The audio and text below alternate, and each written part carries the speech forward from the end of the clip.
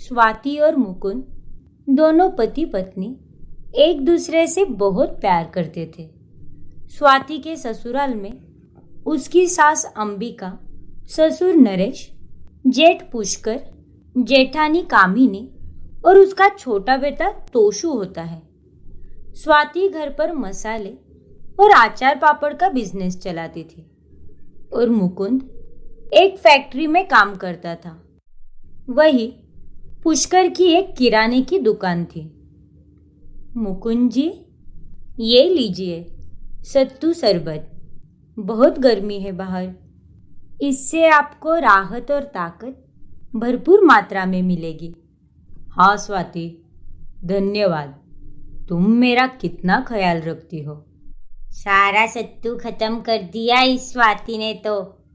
सच में इस घर में तो कुछ टिकता ही नहीं है। इस स्वाति के कारण मेरे लिपस्टिक की सौगंध। कामिनी दीदी, आप ऐसा क्यों बोल रही हो? हाँ बहुरिया, तो और क्या बोलूं मैं? अब इस घर में इकलौता मेरा पति ही है जिसकी आमदनी ज्यादा है। देवर जी तो बस एक फैक्ट्री में काम करते हैं। उनकी जेब से तो बस थोड़े से ही पैसे निकलते हैं। हाँ कामिनी, बस हुआ, अब इसके आगे एक शब्द भी नहीं। कामिनी इसी तरह स्वाति और मुकुंद को ताने मारती रहती। स्वाति और मुकुंद की शादी को अभी 1 साल होने ही आया था, लेकिन उसके पहले ही एक अनहोनी होती है। एक दिन जब मुकुंद एक बस में सवार होकर शहर में नरेश की दवाइयाँ लेने जा रहा होता है, तभी वो बस खाई में गिर जाती है। शहर जाने वाली बस गिर गई खाई में। सभी यात्रियों की जान जा चुकी है। अभी तक सिर्फ बस के टुकड़े मिले हैं, एक भी लाश बरामद नहीं हुई है। नहीं, ऐसा नहीं हो सकता। मुकुंद जी,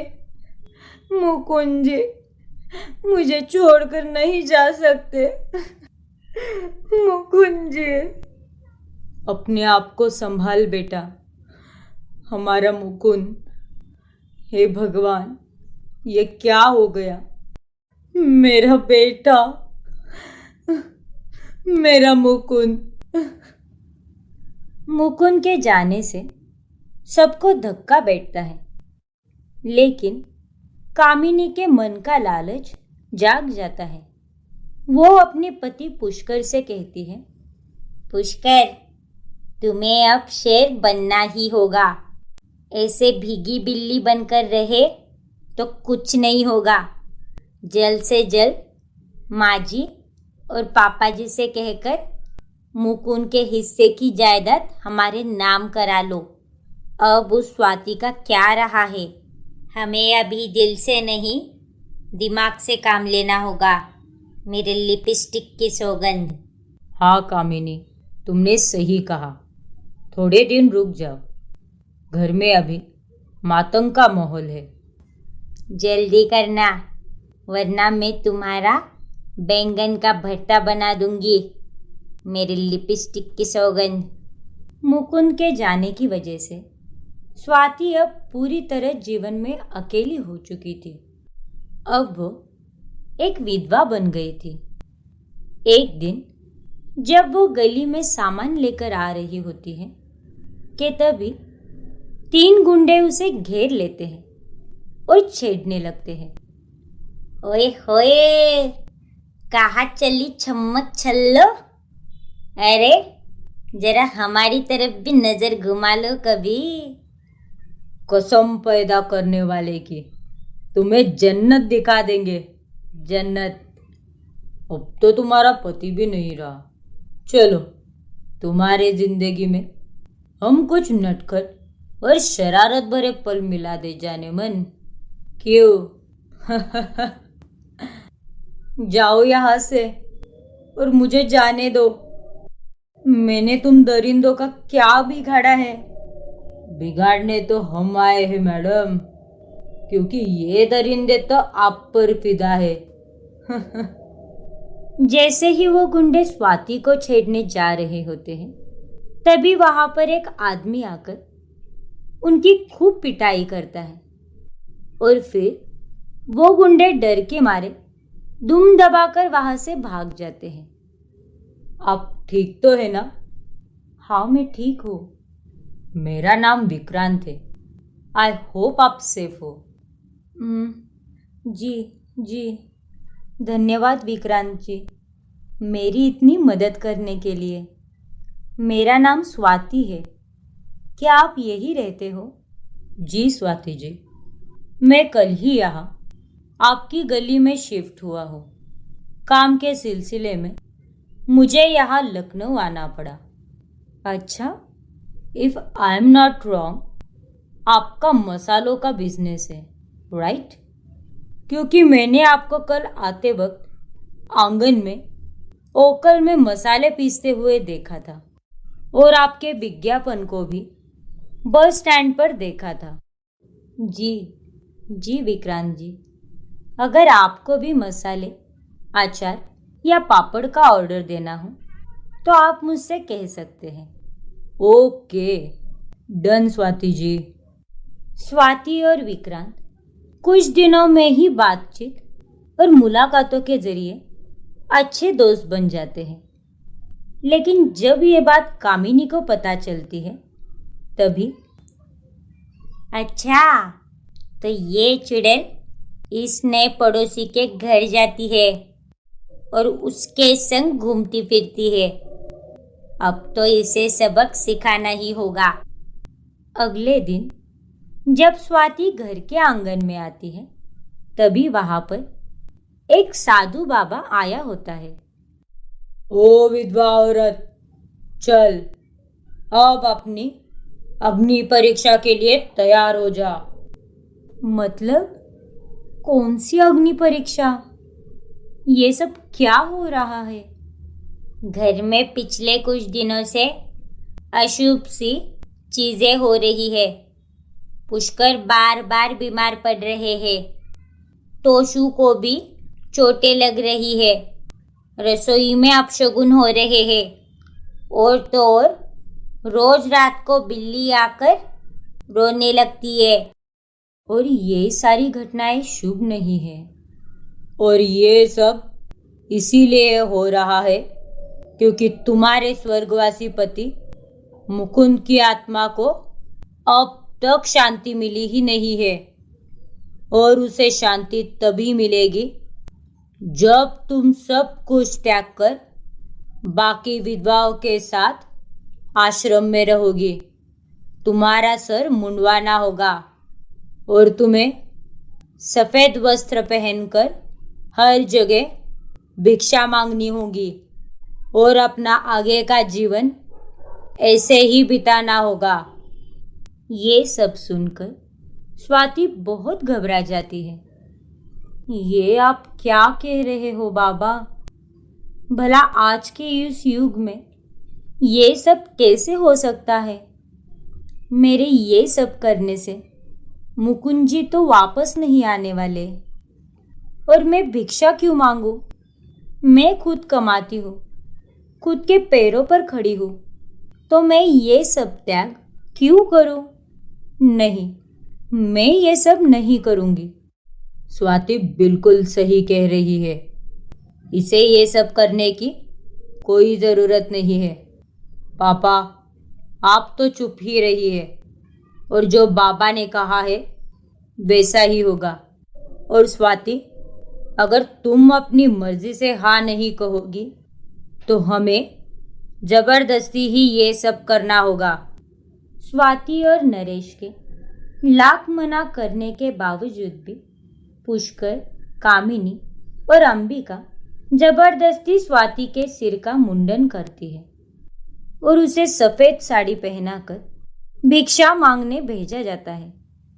बेचारी गंजी स्वाति को दर दर भटक कर भिक्षा मांगनी पड़ती है और भिक्षा मांगते मांगते वो रास्ते में विक्रांत से टकरा जाती है और विक्रांत उसे इस हालत में देखकर बहुत हैरान हो जाता है।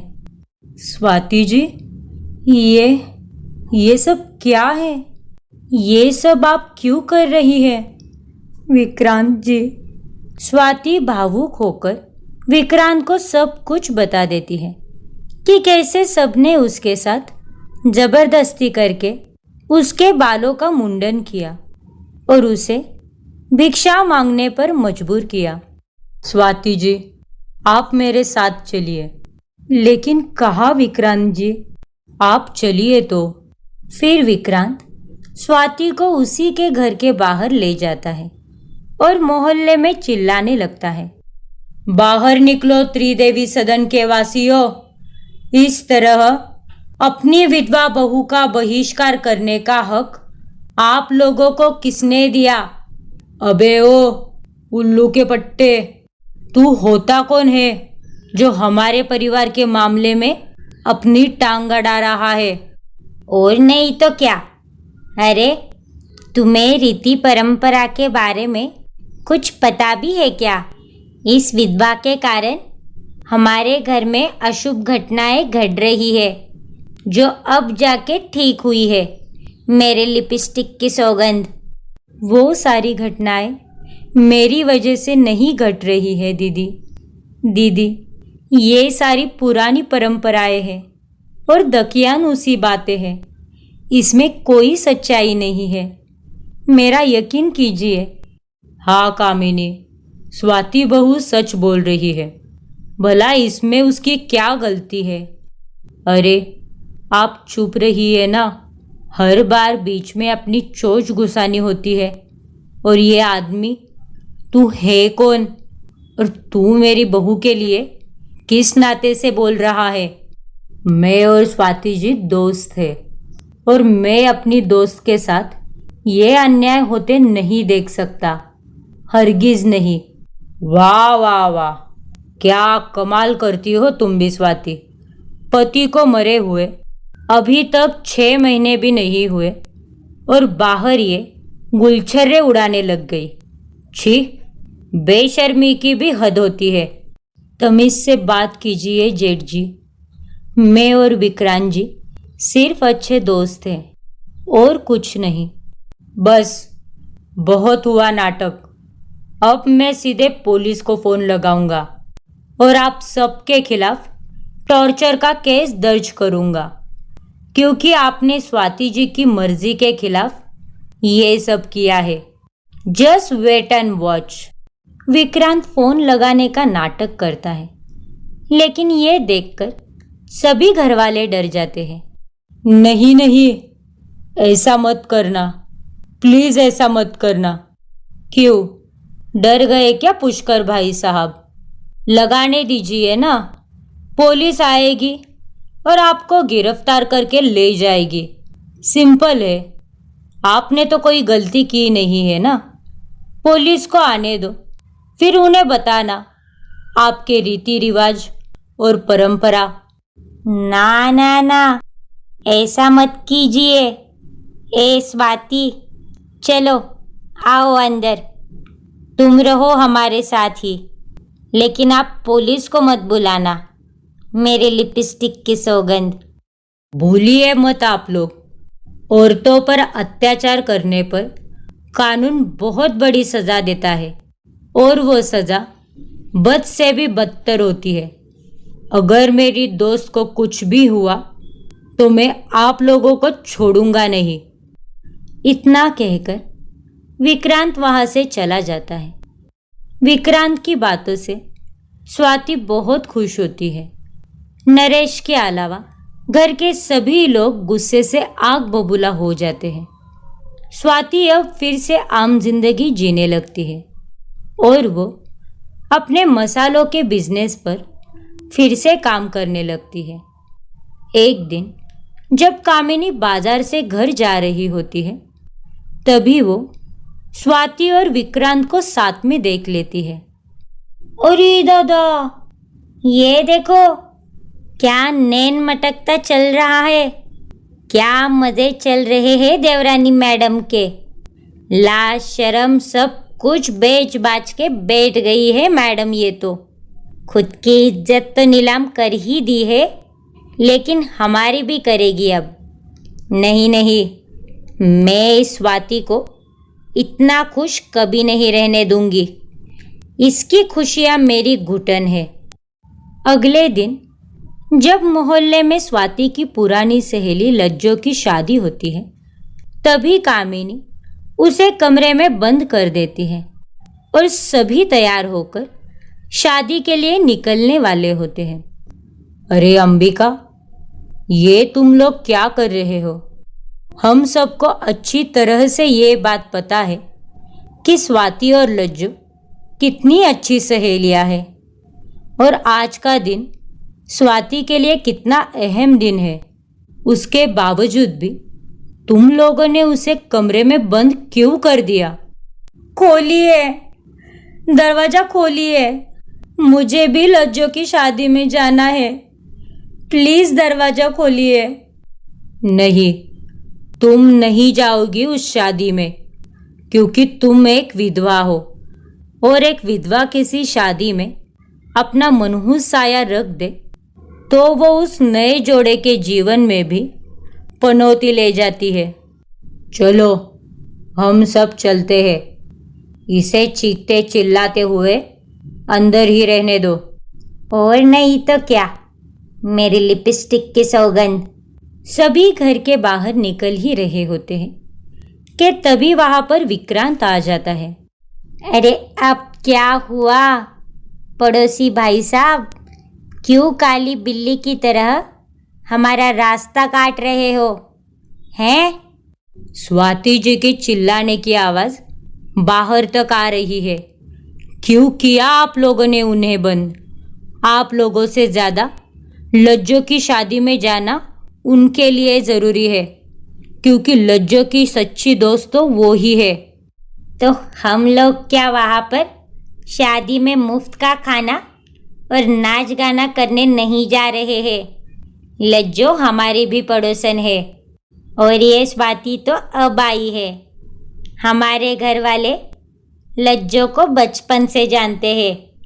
लेकिन स्वाति बहू को इस बात की सजा क्यों मिल रही है?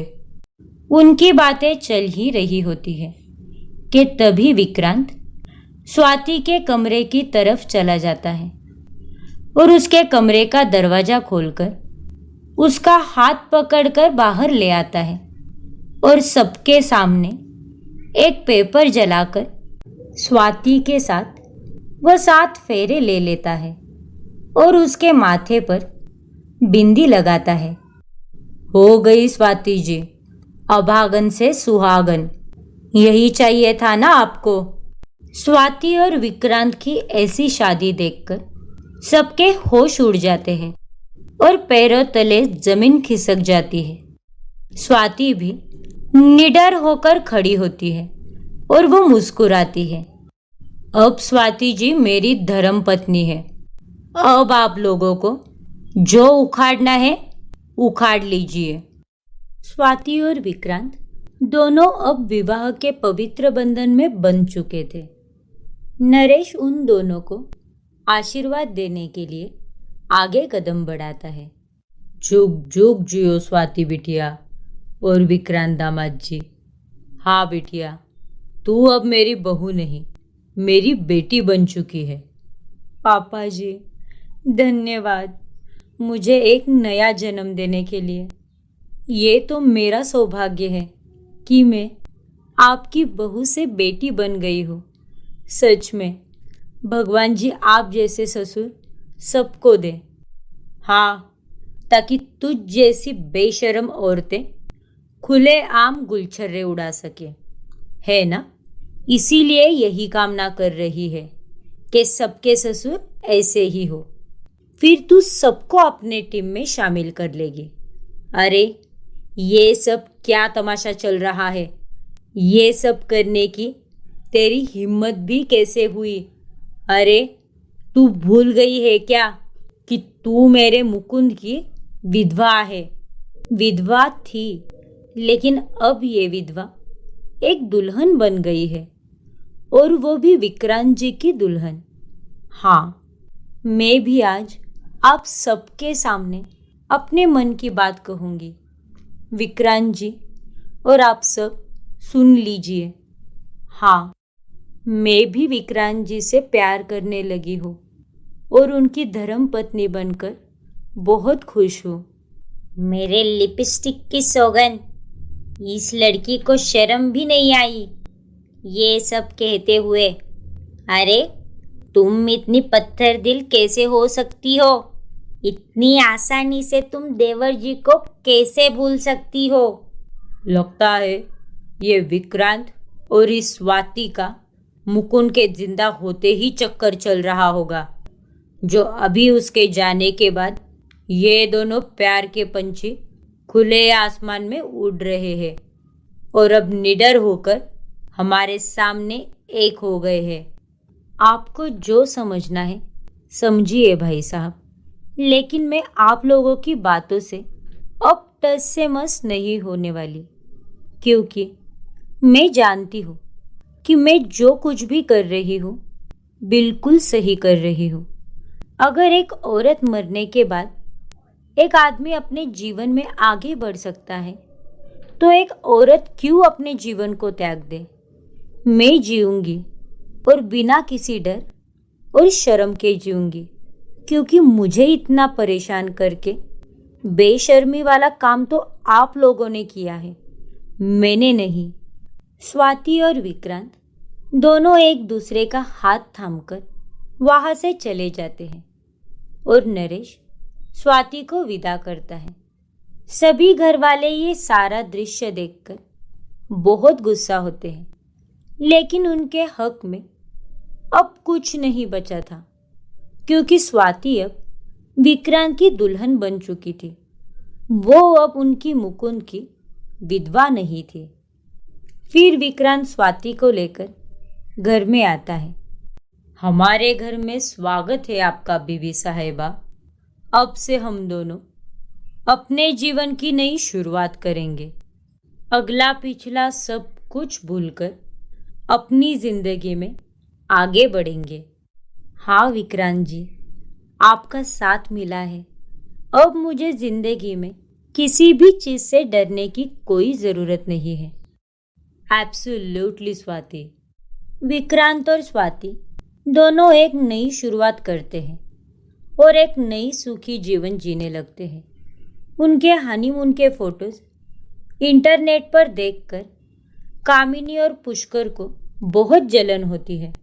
मेरे लिपस्टिक की सौगंध, इसके तो बाल भी बढ़ गए हैं और काफी घने भी हुए हैं। ये तो मुझसे भी ज्यादा खूबसूरत लग रही है। देखो ना पुष्कर, कैसे ये स्वाति अपने जीवन में कितनी खुश है। नहीं, हम इस स्वाति को जरा भी खुश नहीं रहने दे सकते। उसके जीवन में इतनी बाधाएं डालनी है कि वो खुशी क्या होती है यही भूल जाए। मेरी लिपस्टिक की सौगंध, लेकिन ये कैसे मुमकिन होगा? उसका काम, सुना है उसे अगले हफ्ते एक बहुत बड़ी कंपनी से ऑर्डर मिला है, 10 से 15 गोनी मसालों का। हम उसके ऑर्डर को ही तहस नहस कर देंगे, जिसके चलते वो ऑर्डर समय पर पहुंच नहीं पाएगी और उसका नाम भी खराब हो जाएगा। मेरे लिपस्टिक की सौगंध, वाह क्या प्लान है। स्वाति 2 रातें जागकर बिना सोए वो बड़ा ऑर्डर पूरा करती है, लेकिन रात के अंधेरे में कामिनी और पुष्कर उसके मसालों की गोनियों को चुराकर तहस नहस करने आते हैं और चुराते समय उन्हें नरेश देख लेता है। ये सब क्या चल रहा है? तुम दोनों क्या कर रहे हो यहाँ पर? तुम दोनों स्वाति की मेहनत पर यूं इस तरह पानी फेर रहे हो। तुम्हें रत्ती भर भी शर्म नहीं आती क्या? छी, लानत है तुम दोनों पर। जेठ जेठानी होने के नाते तुम्हें तो उसकी मदद करनी चाहिए।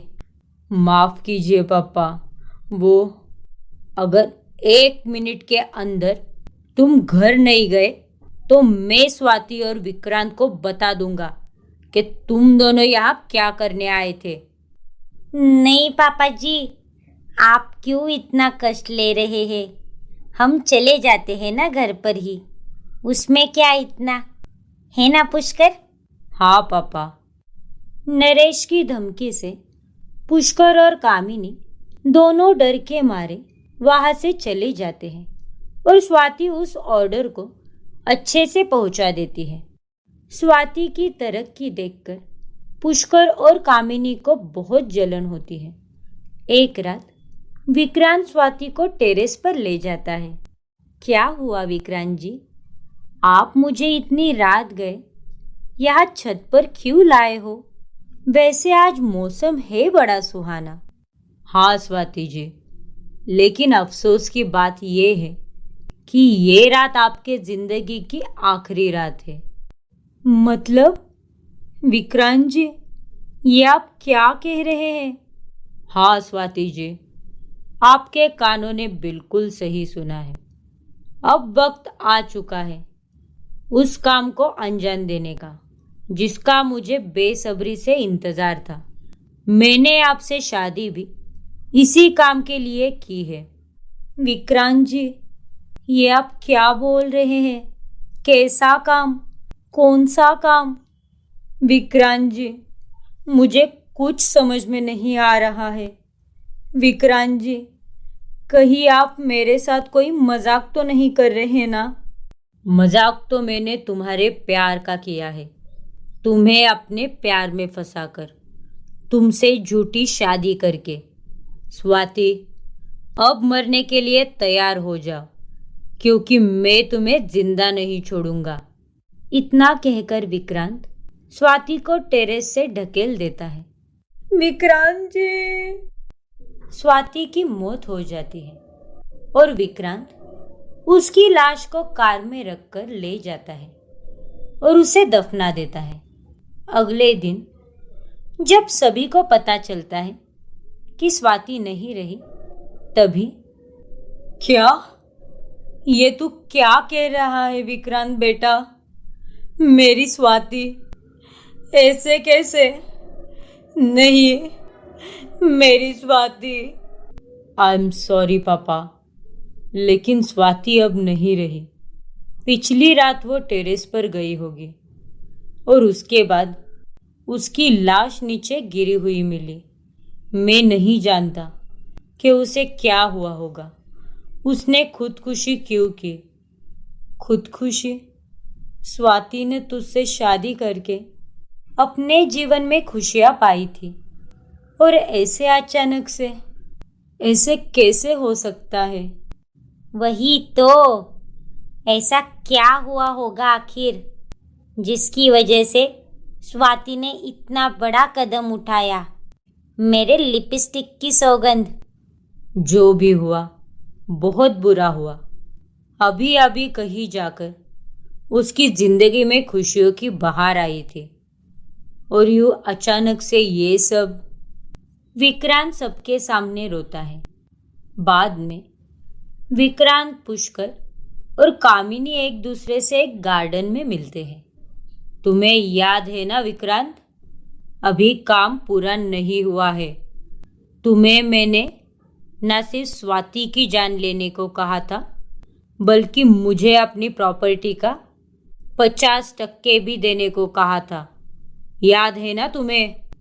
अगर तुमने मुझे प्रॉपर्टी का हिस्सा नहीं दिया तो फिर मैं तुम्हारा वीडियो वायरल कर दूंगा। हाँ, और फिर आपको उम्र कैद की सजा भुगतनी होगी। मेरे लिपस्टिक की सौगंध। आप दोनों चिंता मत कीजिए, लॉयर्स पेपर्स बनवाएंगे। 1-2 दिन में पेपर्स आ जाने के बाद मैं आपको मेरी प्रॉपर्टी का 50% दे दूंगा पुष्कर भाई साहब। जे बात, मेरी लिपस्टिक की सौगंध।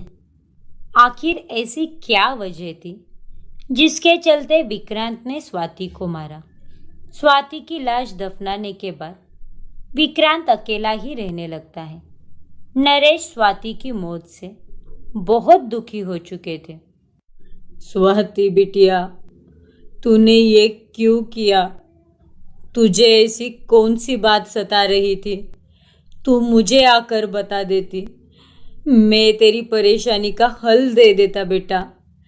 इतनी खुशियां होने के बाद भी तूने ऐसा क्यों किया? जी, अब आप दवाइयाँ खा लीजिए। आप यूं ही सोचते रहोगे तो आपकी तबीयत भी खराब हो जाएगी।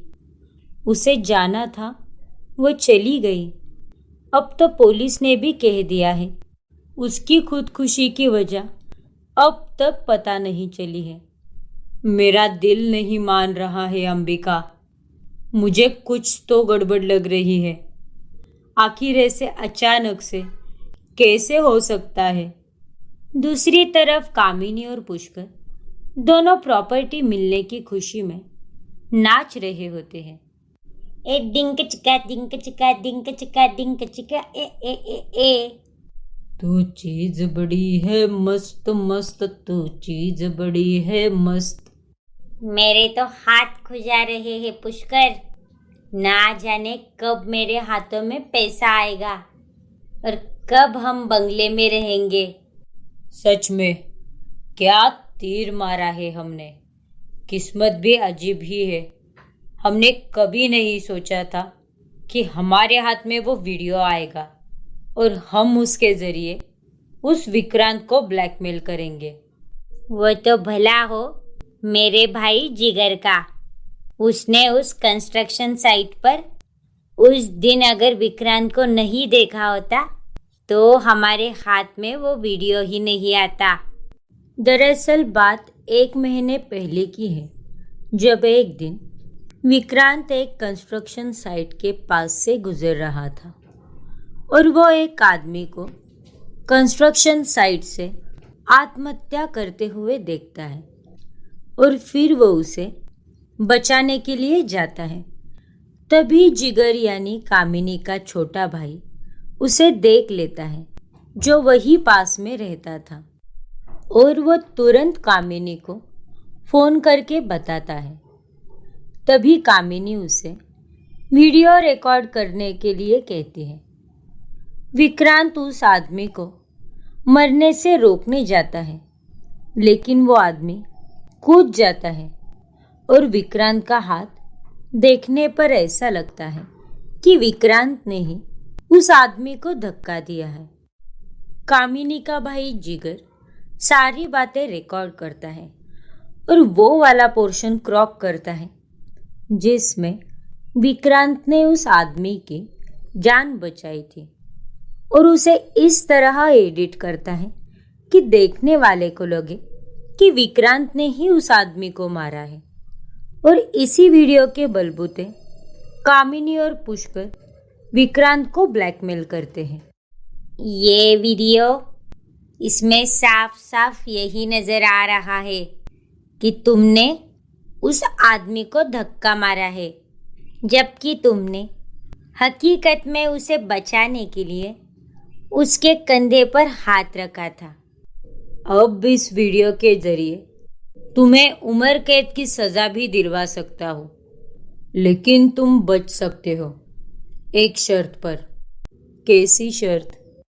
तुम्हें स्वाति को जान से मारना होगा और अपनी प्रॉपर्टी का आधा हिस्सा यानी 50% मुझे देना होगा। बोलो, मंजूर है तुम्हें? आप दोनों और कितना नीचे गिर सकते हो? छी! मेरे लिपस्टिक की सौगन। ओ मिस्टर, ज्यादा ज्ञान के मोती मत बटर, जल्दी बोल हाँ या ना। विक्रांत बहुत सोच विचार करता है और वो बहुत घबरा जाता है, लेकिन उसके पास हाँ बोलने के अलावा और कोई रास्ता नहीं होता। अब पुष्कर और कामिनी विक्रांत के घर जाकर उससे प्रॉपर्टी के कागज लेने आते हैं, लेकिन तभी वहां पर स्वाति आ जाती है और उसे देखकर पुष्कर और कामिनी के तोते उड़ जाते हैं। तुम यहाँ? नहीं, मेरे लिपस्टिक की सौगन, कहीं ये स्वाति का भूत तो नहीं? नहीं दीदी, मैं स्वाति ही हूँ पर मैं मरी नहीं थी, मैं जिंदा ही थी। स्वाति जी ने मरने का नाटक किया। मैंने जब उन्हें धकेला तब उन्होंने हार्नेस पहना था, जिससे वो बच गए, और साथ ही उन्होंने घर से शमशान जाने तक मरने का नाटक किया, आप लोगों को दिखाने के लिए, और अपनी सांसों को पूरी ताकत के साथ रोक कर रखने की कोशिश की। और मैंने उन्हें दफनाने के थोड़ी देर बाद उन्हें बाहर भी निकाला। मुझे पता था कि आप दोनों मेरे पीछे ही थे, इसीलिए मुझे ये सब ड्रामा करना पड़ा।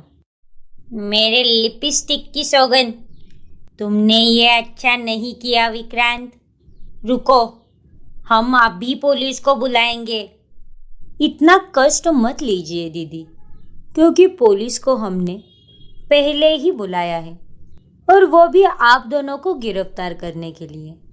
जब आप हमारे घर आकर विक्रांत जी को धमका रहे थे, तभी हमने हमारे घर की सीसीटीवी फुटेजेस निकाले, और उन्हें अगर हमने एक बार अगर पुलिस को दिखा दिया तो उसके जरिए विक्रांत जी बेगुनाह है और आप दोनों गुनहगार, ये साबित हो जाएगा।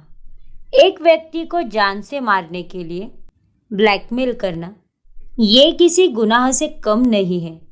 इसके लिए तो आपको सजा मिलनी ही चाहिए। तभी वहां पर पुलिस आती है और कामिनी और पुष्कर को जेल होती है। इस तरह स्वाति और विक्रांत एक हो जाते हैं और खुशी खुशी रहने लगते हैं। ऐसे ही हर रोज एक नई कहानी देखने के लिए हमारा चैनल अभी सब्सक्राइब करें और बेल आइकन दबाना ना भूलें।